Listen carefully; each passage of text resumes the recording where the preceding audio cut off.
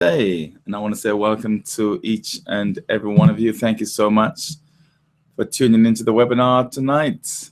We are about to share with you 10 principles of an eagle in comparison to life improvement tips. So, just a 1 hour show. If you have any questions or any comments, we'll be delighted to have those in the chat room or on the text system. The mum number above you is 079 5687214. And so welcome to everyone, and thank you for joining me on this webinar, Life Improvement Tips by Errol Williams. I want to say thank you so much for coming. Do let us know who you are, where you're from, what part of the world you're from. I'll be delighted to give you a shout out. If you're from the Google Plus end, you will not be able to communicate with me in the chat room. However, you can do so via the text system. That's the number above my head, the 07956 87214. And we are about to get started in around 2 minutes. Just want to make sure we give everyone an opportunity to test their sound and also to test their video quality. Technology as it is, there's oftentimes challenges, as you know.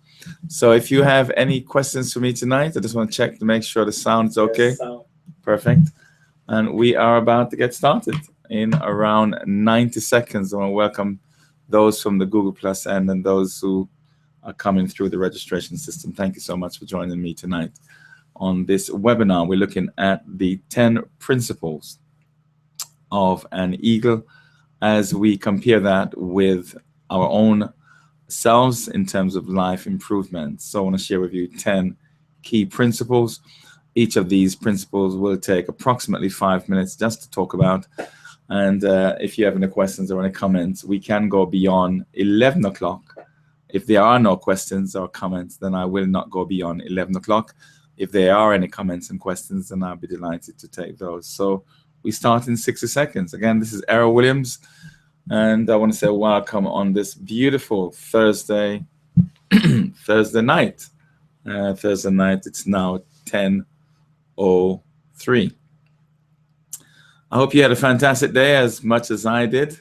Went to visit a friend of mine in hospital today, and that was a great visit, in fact. So glad I was able to go to the hospital to see him. Well, we are about to get started in 30 seconds. If you want to check if you have any challenges with your sound, do let me know. If you have any challenges with your picture quality, and do let me know. I could turn things down my end, and hopefully it will improve on your end. So hope all is well. Great. Okay, let's get started then. And just want to start off by, I hope my computer hasn't frozen on me. And I thought it did. That would be so funny. All right, let me begin then by introducing myself to you, those of you who don't know who I am. And as you can see on the right, my name is Errol Williams. I am a pastor and overseer of around 8 churches in London North, we call it,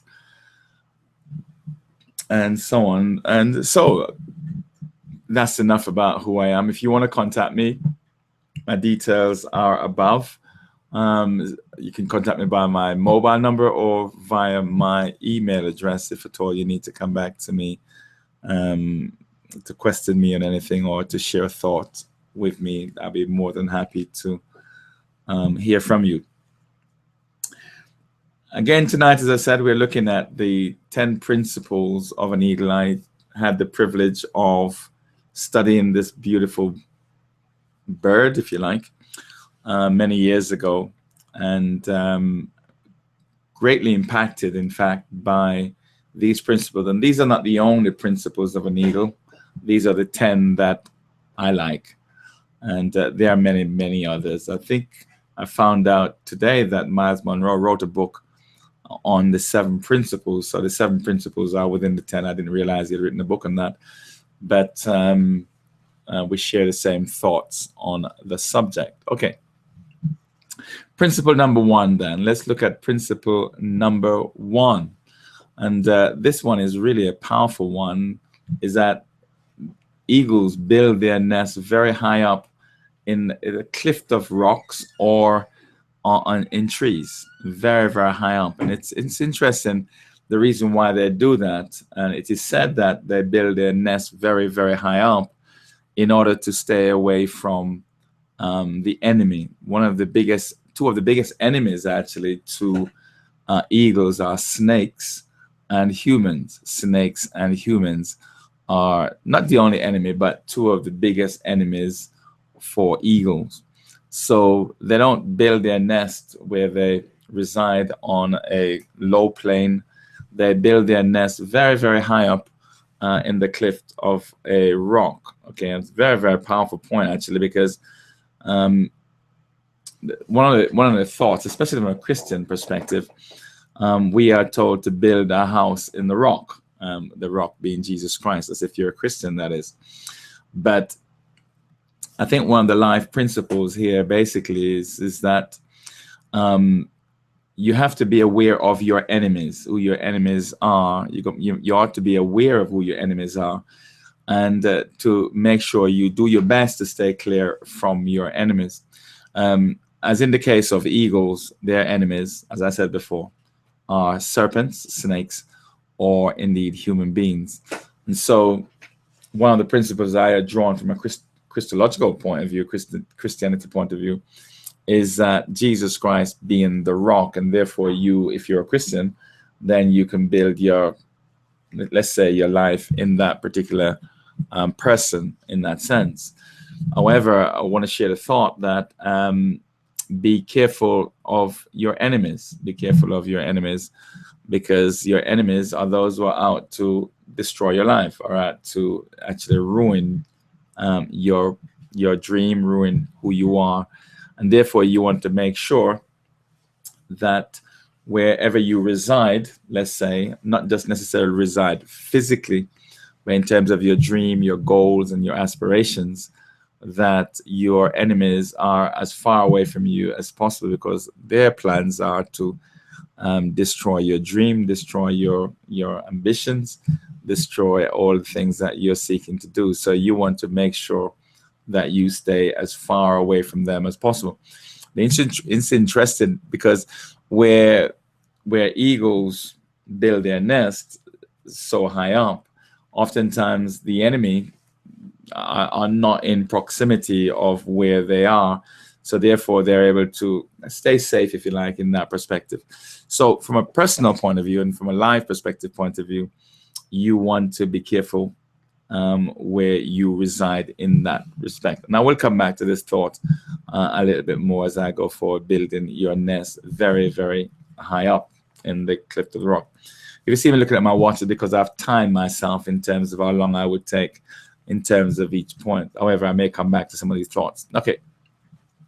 It's interesting actually, because one of the thoughts that I think Myles Munroe and many others make in their thoughts is that a lot of very successful people, or conquerors, if you like, use the bald eagle as their symbol, as in the case of the Americans as well. They've used the bald eagle as a symbol of freedom, of power, and of strength, courage, majesty, and glory.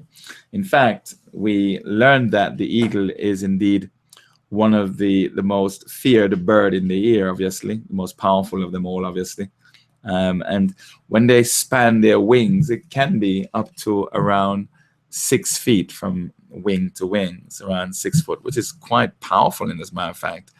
And so as they fly and as they soar in the air, they represent the symbol of freedom and power and majesty and glory and all of that.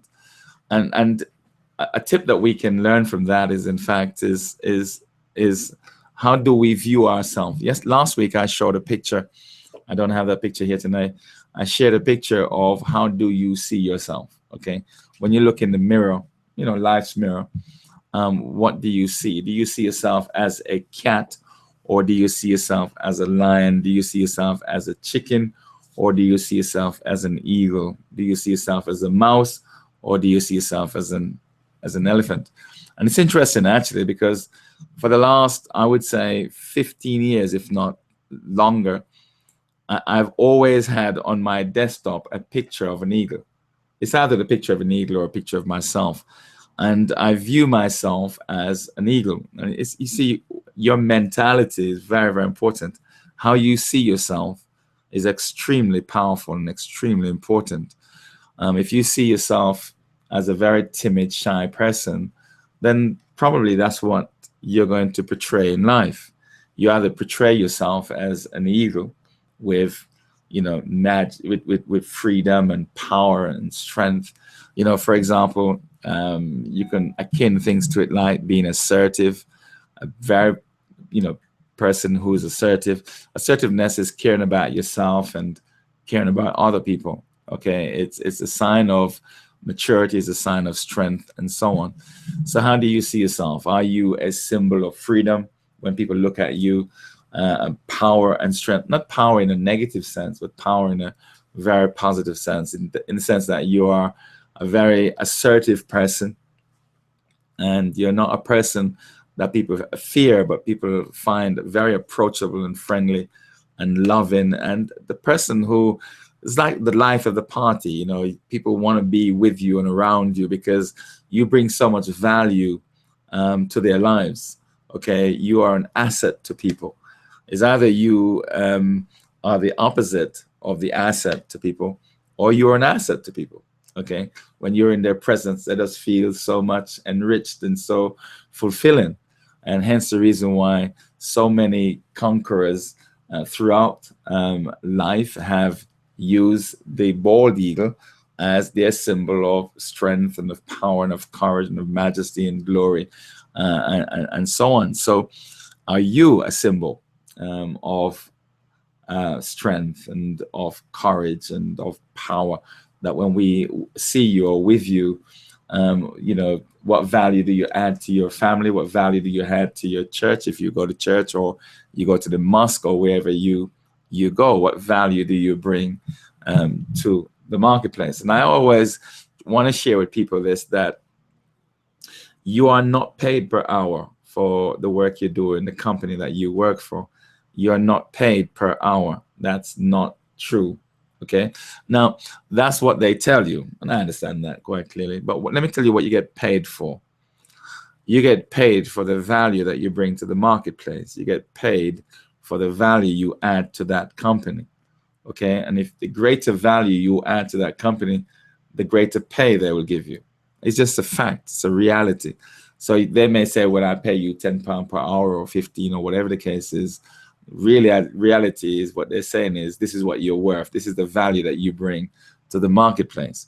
So what I often say to people is, that's no problem. If that's what they're paying you at the moment, that's the value you're adding to that company. All you have to do is increase your value, and you increase your output. It's just a reality. The more value you bring to the marketplace, the more they're going to pay you. Okay. So it's important, therefore, then, to recognize that the bald eagle has been used by even Hitler and many others throughout history, as well as the Americans. The Americans use the bald eagle as a symbol of representing the Americans. So what the Americans are saying is, when you look at us, you're looking at the bald eagle. You're looking at an eagle. We represent the eagle, strength and power. And you often hear them talk like that, and so on. And so I often, over the years, I've seen myself as a bald eagle. And it's interesting that even in the Bible, God himself used the eagle as a symbol also. So I think that's a very powerful principle. So principle number one, they build their nest very high up. You don't see them building their nest very low. They want to stay clear from the enemy as far as possible. You should too. Also, in respect of their symbol, how do people see you? Do people see you as an eagle, or do they see you as a chicken? There's a difference, a complete difference, in fact. Okay, let me move on to principle number 3. It's interesting, actually. An eagle, in fact, can live up to 70 years of age. up to 70 years of age. However, in order for them to reach 70 years of age, they have to go through a very painful experience at around age 40 to be able to pull off the 70-year limit. However, it's interesting from studying eagles, they often have a lifetime with one mate, one partner, as it were. And that's a very powerful and interesting thing. And I find that to be phenomenal, in fact. I have determined in my heart and in my mind that one mate is enough for me, or let's put it this way, one wife is enough for me, and I have no intention of changing her. And I think that is a phenomenal principle. Not everyone can obviously accomplish that goal in life, etc. I also share this thought as well from a Christological point of view, Christianity point of view, that Christ becomes that one mate, as it were. And it's very, very important, I think, here about loyalty and commitment and total dedication to whatever cause it is that you are involved in. I think this is really a powerful concept, is that of loyalty and dedication and total commitment to whatever it is that you're associated with or involved with. So if you're married, it's about being loyal, it's about being committed, it's about being dedicated to that one partner. Or if you're in partnership in business, again, being loyal, dedicated, and totally committed. You see, where you lack loyalty and commitment and total dedication, you won't get the best out of that particular relationship. You won't get the best out of that partnership. It's just not going to work in the best for you. So I like the principle here of the bald eagle, the eagle, in that they have one partner. Commitment, dedication, and loyalty is phenomenal. It's absolutely phenomenal. And if animals can do it, surely we can too. We can be loyal, we can be dedicated and committed. And those people are hard to find. It's very hard to find people who are not out just for what they can get. It's very hard to find people who are people-centered. They care about other people and they want other people to benefit from the partnership, from the relationship. And so they are just totally dedicated, totally committed, totally sold out and loyal to the people and to the cause. And it's important that we are the same way as well. So you have to look at yourself and ask, am I a person who cares about others? Am I totally committed to this relationship, to this situation, to this cause, to this partnership, etc.? Am I loyal? Am I faithful? One of the words which comes through very, very strongly in my mind will be that of integrity. Integrity. It's a very powerful word. It's very hard to find people who are of integrity today. Integrity means that you do what you say and say what you do. It's about your word. That's the way we can prove if you're a person of integrity. Do you do what you say? Are you totally committed to your word? Okay. How important is your word? Is your word more powerful than your signature? Or are we to receive your signature above your word? Okay, let me move on then to principle number 4. If there are no questions or comments, then I will move straight on and move on. Principle number 4 is that of the eagle's claws, as it were. They're called talons, deadly talons. And that's what's used to kill the prey and to also carry it. And it's really is powerful. If those ever claw onto you, it's you're in trouble if that ever claw onto you. And when that really claws into the prey, it's a far gone conclusion here. And so the principle here for me is that you have to be very, very skillful at what you do. There are 3 areas around which every job are based. Every job on the planet are based around these 3 areas. I call it ASK. ASK, attitude, skills, and knowledge. Every job on the planet are based around these 3 areas or these 3 qualities: the attitude to work with other people, the skill to do the job, and the knowledge to know what the job is all about. Attitude, skills, and knowledge. Every job on the planet are based around those three areas. And so with the eagle, they are very skillful, in fact, very, very skillful, very knowledgeable as well about what it is. And they have a very powerful attitude towards their prey. And so when they go after that prey, this claw of theirs, this deadly talon, I call it, is formidable. Okay, you have to be extremely good at what you do. There is a statement, a proverbial statement, which says, "Your gift will make room for you." Your gift. Every one of us have gifts, talents, and abilities. There's not one of us on the planet who doesn't have that, unless that person is dead. And being alive simply means that we can develop our talent. And you know what's interesting as well is that we can develop whatever talent we want from a young age. We can develop whatever talent we want. We could see a talent and think, well, I'm going after that particular talent or that particular gift. I'm going to go after it and I'm going to develop, and so on. There seems to be those talents and abilities that some of us have that seems to be almost innate. And there are those who have to develop those, have to work harder at developing those talents through training and so on. Anything you put your mind to, you can do it. And this is what's so beautiful, I think, about the human being, is that if I want to play the drums, if I want to play the guitar, if I want to play the saxophone, if I want to play any instrument whatsoever, I can do it. So long as I dedicate myself to that particular task, I can do it. If I want to be a doctor, I can become a doctor. Okay, fair enough. At my age, it might be a little bit more trickier, but whatever you want to be, you can be. Whatever you want to do, you can do.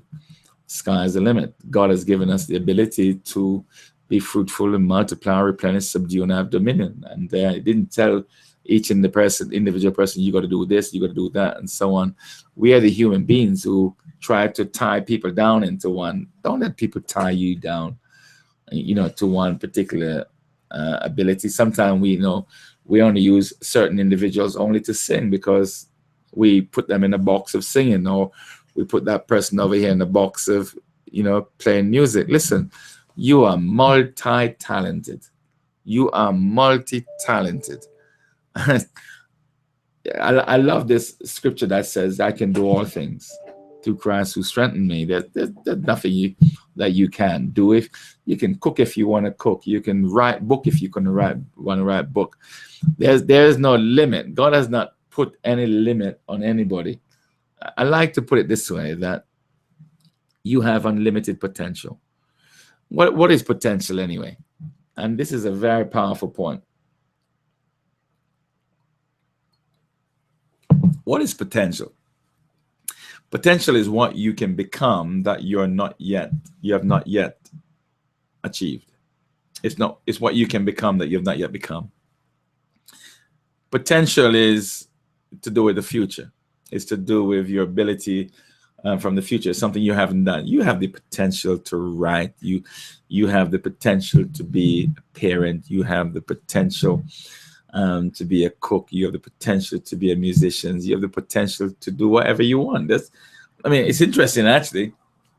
If I look at my life, I'm 56 years of age, and the multiplicity of things that I can do, and do very, very well, by the way. The multiplicity of things that I can do, and do them very, very well. Dare anyone come along and tell me that, I'm supposed to be this and I'm supposed to be that. You are multi-talented. And the limit that's on you is the one only you put on yourself. As a matter of fact, nobody else can put a limit on you except you. You're the only one that can put a limit on you. Nobody else can put a limit on you. Well, they can, but if you'll accept it. But you are powerful beyond belief, beyond reason. I mean, think about it. Think of the amount of things you can drive. If you can drive, it's just remarkable, the things that one particular human being can do.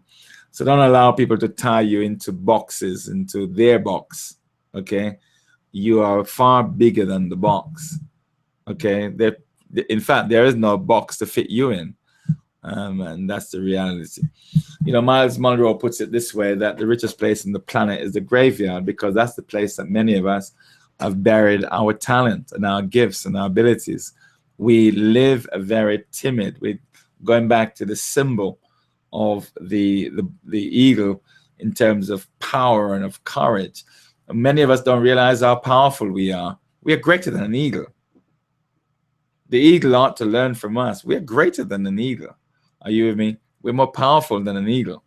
So it's quite clear, really, that we are very powerful individuals. So don't limit yourself to what other people think, say, and do. Don't limit yourself because other people have limited themselves. You are to excel at what you do, so other people can see that and say, well, if he can do it or she can do it, surely I can. And what you're doing in that sense is helping that person to excel and to go further and do better and do greater than they've ever done. Go forth and multiply, replenish, subdue, and have dominion. Be fruitful and do all those things. And you have the ability to do that. Let me move on.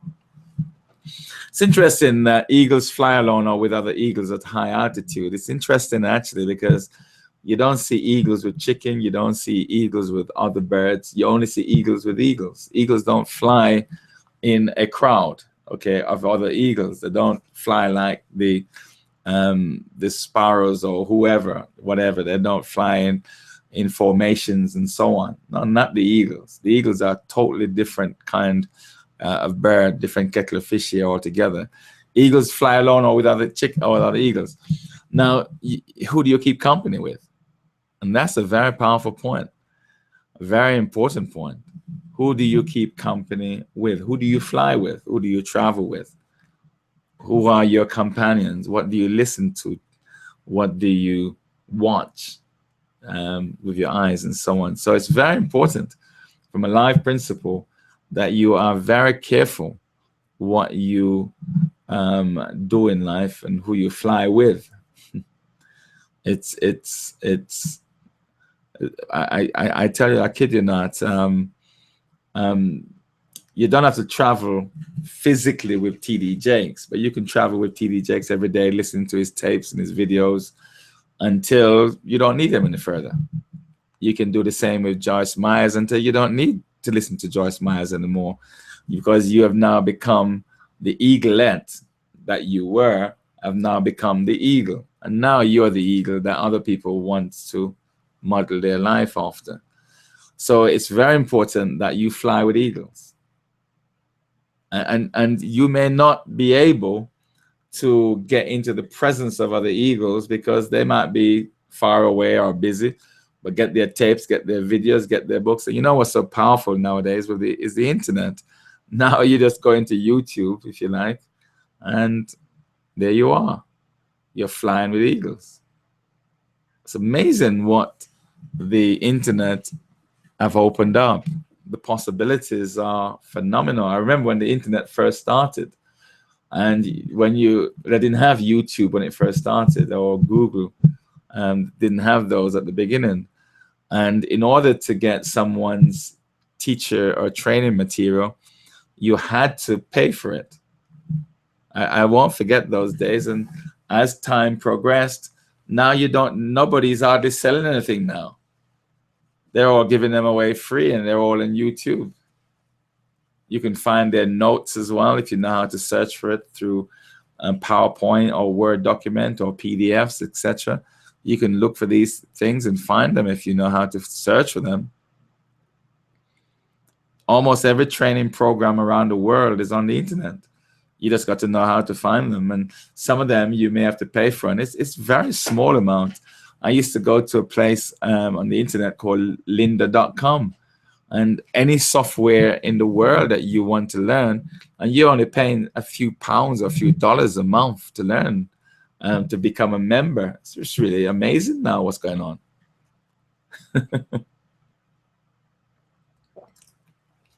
Times have changed. The world have changed. And you can fly with the eagles if you want.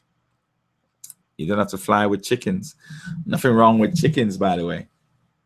It's just that eagles don't spend much of their time, if at all any, with chickens. So who are your friends? Who are your associates? Who are your buddies? Who's training you? Okay, very, very important. Next thought is that an eagle migrates in order to survive. If you study the eagle, they will go pretty far distances, in fact, very far distances in order to survive, extremely far distances. They migrate from one place to another and fly very, very long distance in order to survive because they need food or they need what they need in order to survive. I've always questioned people, how far will you travel and how much would you spend and how long would you take so that you survive? You know, how much money would you spend to acquire the knowledge you need? How much time would you invest? Are you with me? How far would you travel to make sure you acquire the knowledge, the skill, the attitude that is indeed relevant for you to acquire what you need? So it's very, very important here to look at this life principle that you should be making sure that, you know, the sky's the limit as to what I can achieve, and I no matter what it costs me, I have to spend that or spend that time, whatever it costs me. I've got to figure this out. It's interesting, actually, as I've studied very successful people, and oftentimes I used to run training programs. You don't see top executives on some of the programs because the higher you go up, the less training takes place in the way that you would do training for the junior staff. So, for example, I used to run an accredited program in management courses, and we would run umpteen amount of supervisory courses, and then the numbers decrease as you go up into the management level, senior management level, and it decreases even as you go higher up. Now, what happened is this: the top executives, they still do training, by the way, but they do it differently to how we do training for the junior staff. What the top executives do, which is a really amazing thing, is that they spend about 10% of what they earn on developing themselves. And this is a phenomenal point. And if there's no other tip that I share tonight that is of benefit to you, then let it be this one. How much do you spend on developing yourself? It's going back to the point I made earlier about how much time, about how far would you travel, and about how much money would you spend. It's called ROI, return on investment. So you're not throwing away money. In fact, you're actually investing money, because the return on your investment is going to be very, very great. Because the more you build up your attitude, skills, and knowledge, your ASK, the more money you make. Because the more value you'll be able to have, and the more value you'll be able to add to the workplace. This is really powerful stuff. So what you want to make sure you do is to say, well, right, I'm going to make sure I spend a certain amount of the percentage of money that I earn in developing myself, developing my skill set, developing my attitude, developing the knowledge that I need to get to where I need to. Because the more you develop your ASK, the more money you make, the more powerful you become, the more confident you become, and the more people want to be in your presence. This is a fact and a reality of life. As you develop yourself, you are able to impact other people's lives as well as your own. So eagles migrate in order to survive. And you may have to migrate. And what I mean by that is the time you spend, the money you spend, are you with me? And the places you would go and travel to. You know, if you have to travel to another country or whatever. And we see a lot of people doing that, don't we? Who may have left their country to come to another country to study because they needed a particular thing in order to survive in the trade that they believe they want to develop. So let me move on then to a next principle. You know, this is a principle that is phenomenal, I believe. goes away to renew and refresh itself. Remember I said earlier that eagles can live up to 70 years. Well, in order to do this, when they're around 40 years of age, they have to do something really powerful. It's very painful, and this is a very long process. It's around 150 days. It's around half the year, around 5 to 6 months it takes for them to go through this. And they have to make a really, really powerful decision. Either they die or they go through this very, very painful process. You see, as eagles live in the wild, they have to fend for themselves. They have to go out and hunt for food. And over the years, their beaks bend, and oftentimes their talons become too weak, and their feathers become stuck and can't fly very effective. So if they are to survive, they have to make a decision whether to go through this process or not, or just die. If they don't go through the process, they just die, because they can't survive. They can't hunt for food because their talons is too weak and their beaks are overgrown and the feathers become stuck to their body. So what they do, they go to a very, very secured place, very high up, okay, in the rock somewhere. And what they do, basically, they beat their beak on the rock and reshape it. Then they pull out their talons, very painful, pull out those talons so that they can grow back. And then they pluck out all the feathers, every single one of them. And this will take around 5 to 6 months in order to grow back. Isn't this a phenomenal and amazing?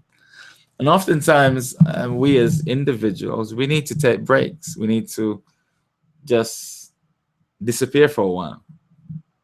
Just disappear. You know, it's amazing how powerful holidays have become.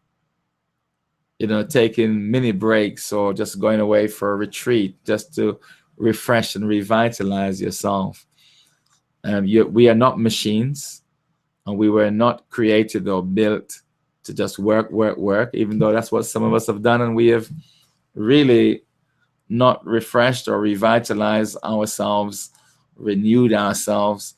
And it's so powerful, in fact, when you refresh and renew yourself. It's amazing when someone go on holiday and they come back, and the comments people give you say, "You look so fresh, you look so brand new again, you look so good." And just to get away from life and just to go and do something completely different is amazing. And even if you don't go on holiday, but you get involved in something that takes you away from work, you know, hobby of some sort, is a very powerful thing to do. You know, oftentimes when we go away on weekends, we often call them, you know, weekend retreats. And that's really what they are, isn't it? You just get away for a while and just chill out with some friends and do some learning and so on. So it's very important that you consider your situation or yourself in this particular situation, how well you are renewing and refreshing yourself from time to time. It's very, very important. And there are varying different ways in which we could do this. Okay, fair enough. You don't have to spend 6 months like the eagles do, but a weekend every now and then, and just getting away can be a very powerful thing. Very powerful thing. Okay. Let me move on to, I'm not even sure what number I'm on now. Number 8, I believe. I'm not even sure. Right. Another principle of eagles, and you will always find this out. They leads and trains their young, and it's interesting actually how they build a nest and all of that. And once the eggs are laid and the eaglets are hatched and so on, for you know, the eagles go out and support the family and feed them and so on. But after a while, the female or male eagle has to get that eagle out of the nest, out of its comfort zone, because very, very comfortable where they are, and what they normally do is remove all of the covering so that it pricks them and that they have to move and literally throw them out of the actual out of the nest, and then obviously catches them until obviously they learn how to fly and so on. But you'd have to see this to see what a powerful training program that they put their young ones through. We have the same responsibility, don't we, to train our young ones? And it's sad in the sense that we, in many cases, have done a poor job.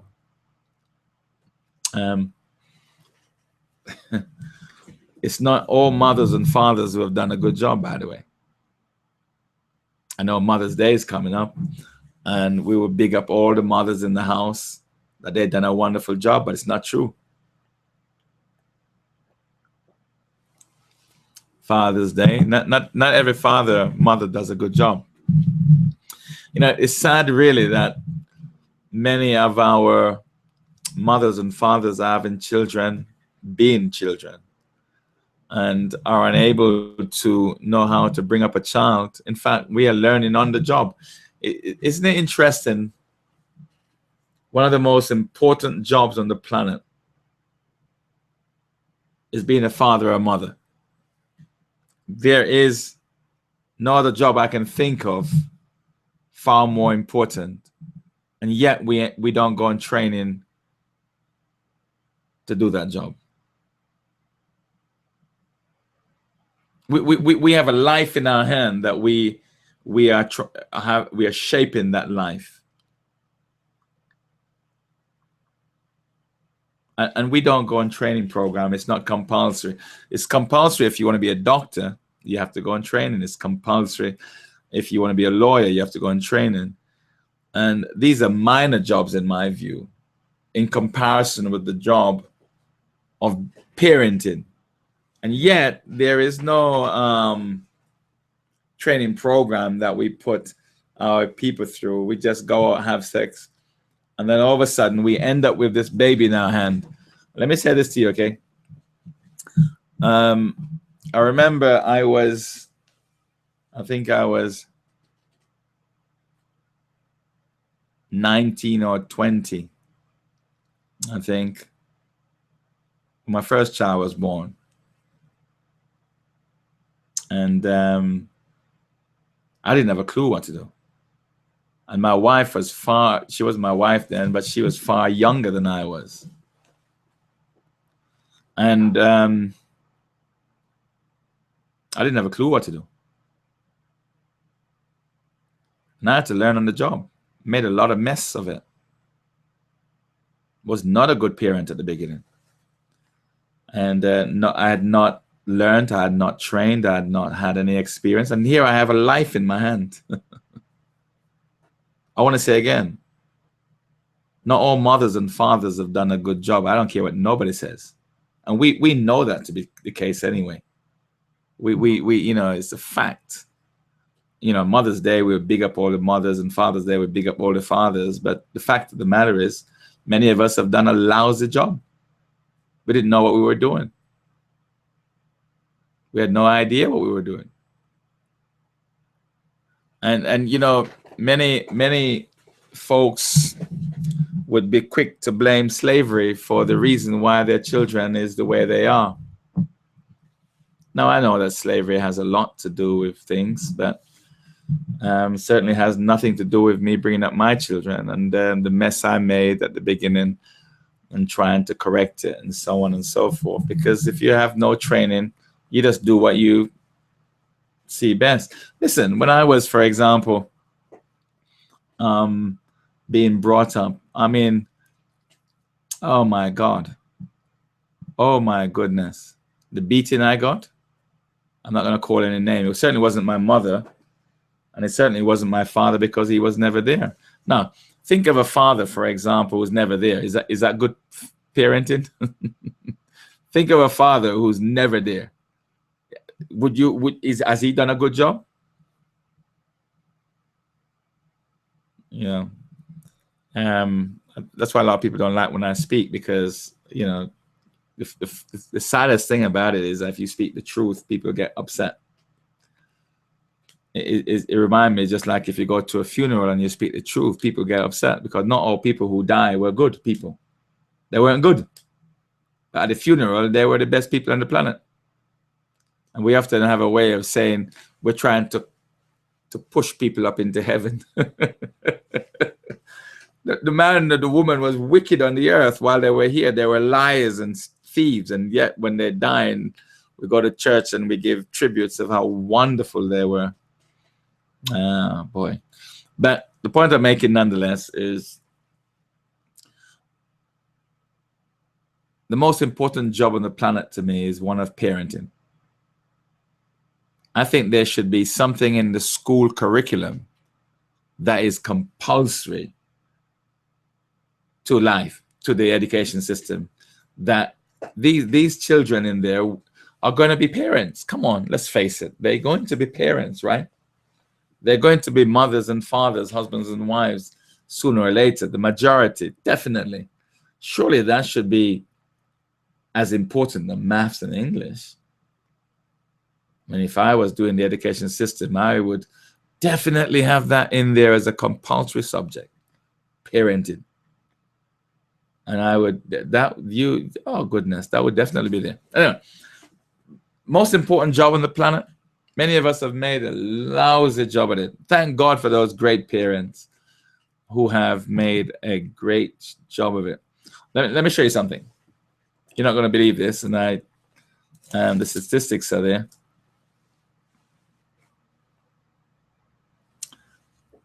There was a research done by a company called Relate that showed about fatherlessness and the impact that has on society. You see that report, you'll be devastated. I mean, devastated. I mean, fatherlessness.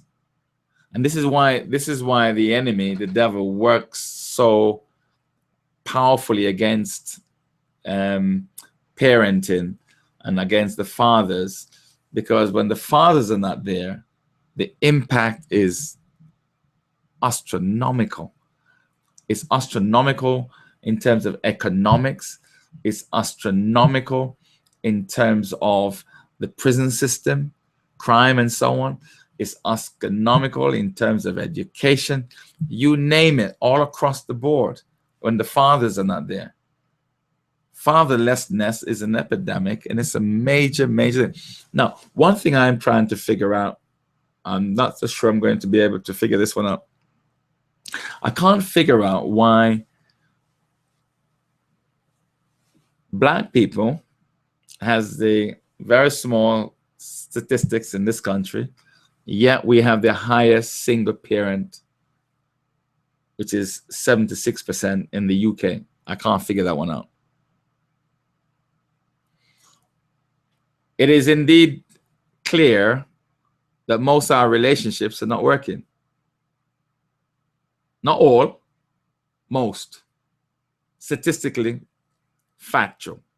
You know, people, when I mention this, sometimes people try to argue. You can't argue with statistics. You can't fight against statistics. You can fight against maybe the reason behind it, but you can't fight against statistics. I did a training program in Feltham Prison. I used to do that every Wednesday in Feltham Prison with young inmates, and all that came on the program, they were Black on this particular one, and there were 16 of us, I believe, in the room when I was doing this training program. And the training program was about, I call it maximize manhood, about manhood, training men to be men. These were young boys, by the way, juveniles to some extent. So I said to them, 16 of us in the room, I said, stand up. If while you were living at home, your father was there. 16 men, 2 stood up. Out of 16, only 2 stood up. And when you go through the prison population, that's what you find. Not just in the UK, but also in America. I mean, you can argue as much as you like, but you can't argue with the facts. That's the reality. You know, it's amazing. So we have to, as parents, if you like, lead and train our young. And as I said, when I first became a parent, I didn't have a clue what to do. I didn't have a clue. I had this baby in my hand, and then I discovered this baby is not a doll, it's real. I just didn't have a clue. No one taught me, no one trained me. I don't know what to do. What do you do when you don't know what to do? I mean, the abuse that I received, it wasn't sexual abuse that I received, it was more physical abuse. The physical abuse that I underwent as a child, no child should have gone through that. No child should have gone through the abuse that I went through. Some of those folks who did what they did to me would have gone to prison today.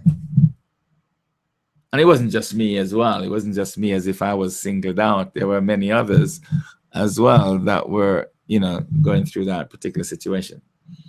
But lead and train your young. Amen, if you have any. Now, it's sad, and I hope there are no men on this webinar watching who has children but have no knowledge of where they are. Sad. Anyway, let me come off that. Eagles have strong visions. It is said that eagles can see their prey from around 3 miles away, around 10 kilometers away. This is powerful stuff. Their eyesight is around 4 to 8 times more powerful than human eyesight. They can spot their prey from up in the air from around 3 miles away. That's some distance.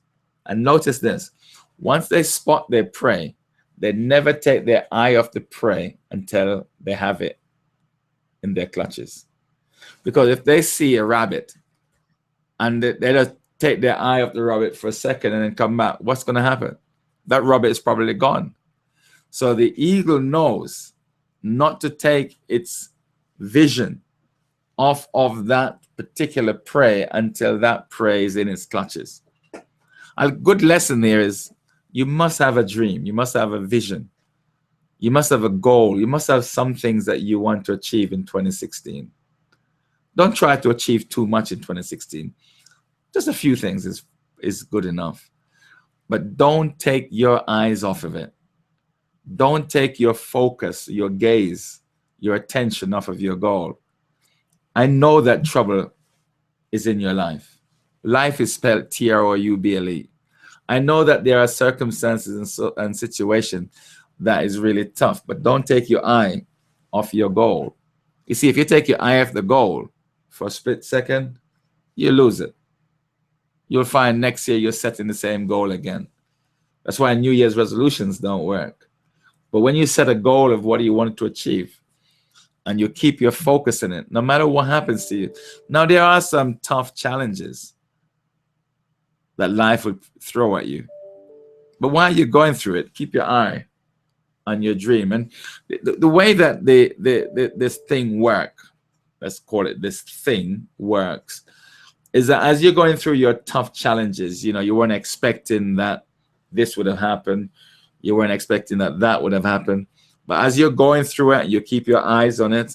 You might find ways in which you can actually deal with the vision as well as combat the challenge you're going through. Does that make sense? You might find ways that are different to maybe somebody else.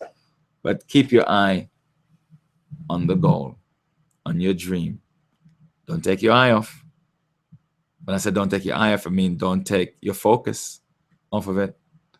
Keep on thinking about it. When you go to bed, think about it. When you wake up in the morning, dream about it. Just run your eye over it, run your mind over it, go in the bathroom, ask yourself some questions around it. How can I do this better or different? And as you keep on focusing, ways will come to you. It's just the way the universe works. It's just the way the law of the vision works. Things will come to you as to ways that you can get around it. So don't take your eye off your dream. Don't do that.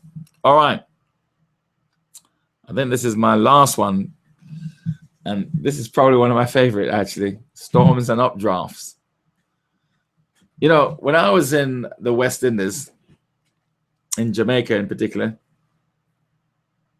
I noticed that whenever there was a storm, the chickens would run underneath the cellar, and I would actually see the chickens at a little inn underneath the cellar looking out at the storm.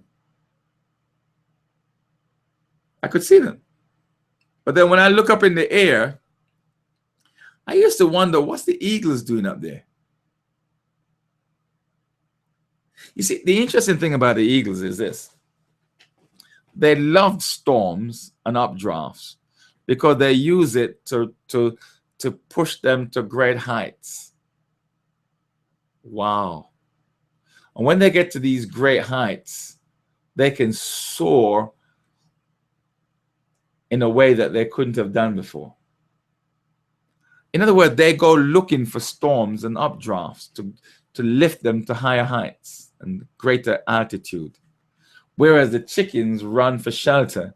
That's why eagles and chickens can't move together. They can't really move together because one is running and hiding and the other one is enjoying the storm. Eagles, you want to associate that with life. Eagles love storms and updrafts. They don't run from problems and challenges. They run to it. I don't know if that makes sense. They don't run from problems. They just run to it. They run into it and to it because it takes them to greater altitude. I've always said this, the greater the problems you solve in life, the greater the rewards you shall receive. Let me say it again. The greater challenges you solve in life, the greater the reward. Don't run from problems and challenges. In fact, I don't even, what I tend to do, I don't call them problems or challenges. I call storms and updrafts in my life, I call them opportunities. I run to them. I love opportunities. Now, I do know that some opportunities are tougher than some. But you know what? I've come to realize in life, I have no control over life anyway. I don't have control over death. I don't have control over time. I don't have control over the weather. And I certainly don't have control over people. Now, under no circumstances am I going to allow death, people, time, and the weather affect me. I know people are going to die. I don't want it to happen. People that I love are going to die. We're all dying. That is one of the saddest things in life for me, is knowing that they're going to die. If I don't go first, they're going. That's it. I just can't get out of it. I'm just so grateful I've lived so long and those loved ones have not died. 1 and 2 maybe have gone. But we're all going. You know, recently I've been going to a lot of funerals and I don't like funerals, but I have no control. Every time I go to a funeral, I always ask the question, who's next?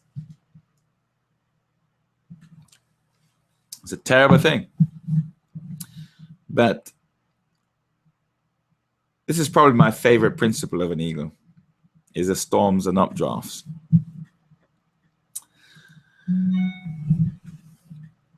This is the way I remember these 10 principles.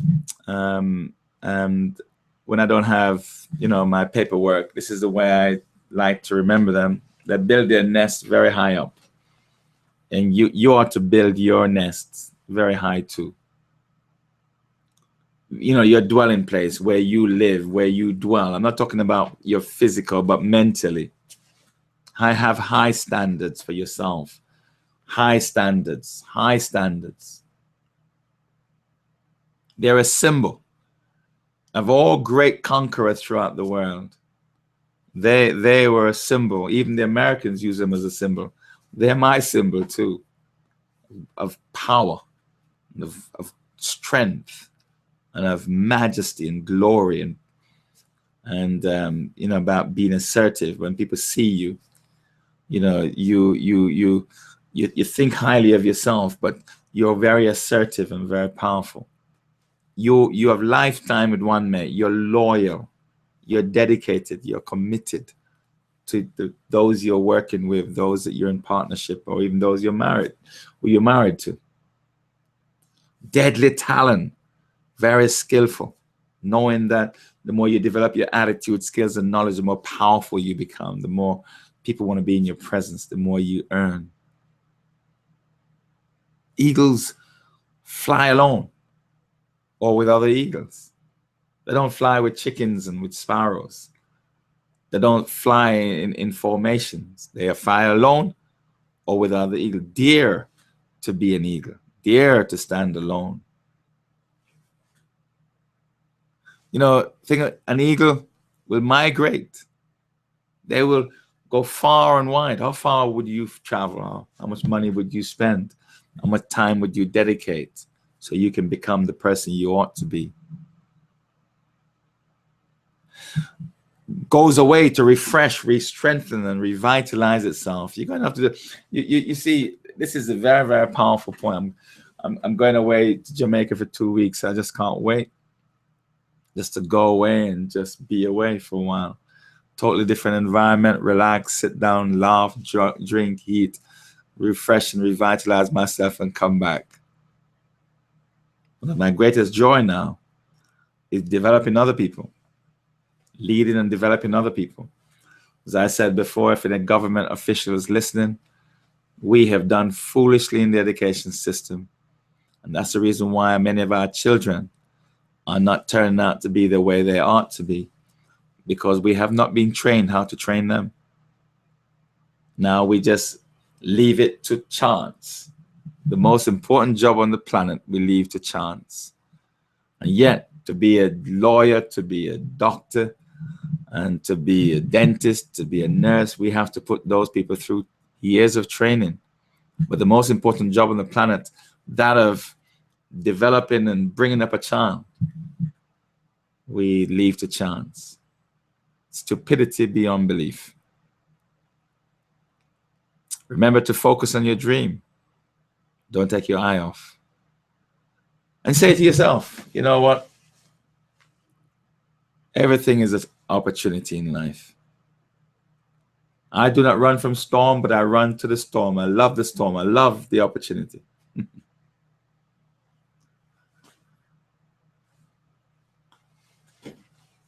Well, it's 10 o'clock and I don't want to go any further unless there's a question or comment for me to address. Let me just check my phone just to see that no one has sent me anything. Nope. And no one has spoken to me in the room. So nothing in the chat room, not even a hello for me. So I hope that those of you who've been listening, if you're watching this recording, and when it comes through, you can contact me above, and I'll be more than happy to address any comments that you may have. In closing, as I said before, some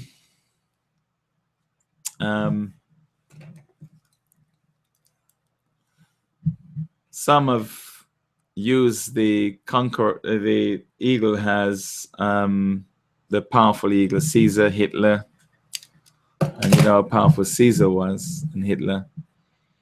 And we don't accept Hitler's principles, but we're just talking about what he used as his symbol. But as I close out, I want to say thank you very much for coming. I think my number one principle is probably storms and updrafts. That hit me quite a great deal, that the eagles use the storms. They cherish the storm. And life is full of troubles. That's why I spell life TROUBLE. And you either see it as a problem or as an opportunity, as a problem or a challenge. But I see them as opportunities. Very painful, some of them, but that's how I see them. Thank you so much for tuning in to the webcast. I think someone's typed in something. Let me just check that. Hey, Winston, great to have you, sir. Wish you all the best. And Glen Isaiah, I hope I pronounced that properly. Thank you very much for tuning in. And wish you guys all the best for tonight. And yeah, wish you all the best. And those of you who came through the Google Plus end, appreciate you guys coming. Thank you for coming. You got my number above, as well as my email address. If you need to contact me, please do so. And I'll be more than happy to respond to you. Take care of yourself and each other. Until next time. Bye for now.